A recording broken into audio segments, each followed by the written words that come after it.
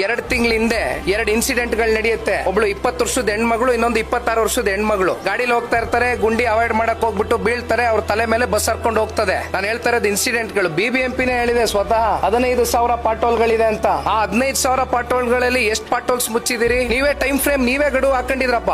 October 31 ಒಳಗಡೆ ಅಲ್ವೇ ಉಪಮುಖ್ಯಮಂತ್ರಿಗಳು ಹೇಳಿದ್ರು ಗಡುವು ದಾಟೋಯ್ತಲ್ಲ. ಎಷ್ಟು ಪಾಟೋಲ್ಸ್ ಮುಚ್ಚಕ್ಕಾಗಿದೆ? ಈ ಗಡುವೆ ನೀವು ದಾಟೋದ ಮೇಲೆ ಟನಲ್ ರೋಡ್ 50 ತಿಂಗಳಲ್ಲಿ ಮುಗಿಸ್ತೀನಿ ಅಂತಾರೆ. ಈ ಗುಂಡಿ ಮುಚ್ಚಕ್ಕೆ ಇವ್ರಿಗೆ ಯೋಗ್ಯತೆ ಇಲ್ಲ. ಈ ತಿಂಗಳು ಕಳೆದೋಯ್ತು ಗಡುವು. 50 ತಿಂಗಳಲ್ಲಿ ಕಂಪ್ಲೀಟ್ ಆಗುತ್ತೆ ಸರ್ ಟನಲ್ ರೋಡ್. ಅವ್ನ್ ಯಾರೋ ಬರ್ತಾನೆ ಪ್ರೈವೇಟ್, ಅವ್ನ್ ದುಡ್ಡು ಹಾಕ್ತಾನೆ, ಅವ್ನಿಗೆ 600 ರೂಪಾಯಿ ಪಾಪ ಪ್ರತಿದಿನ ಒಬ್ಬೊಬ್ಬನ ಮೇಲೆ ಹೊಟ್ಟೆ ಮೇಲೆ ಬಡದು ಜನರೇಟ್ ಮಾಡ್ತಾರಲ್ಲ. ಯಾತಕ್ ಮಾಡ್ತಾ ಇದೀರಿ ಟನಲ್ ರೋಡ್? ಯಾವ ಪುರುಷಾರ್ಥಕ್ ಮಾಡ್ತಾ ಇದೀರಿ? ಮಧ್ಯಮ ವರ್ಗದ ಜನಗಳಿಗೆ ಓಡಾಡಕ್ ಮಾಡ್ತಾ ಇದೀರಾ?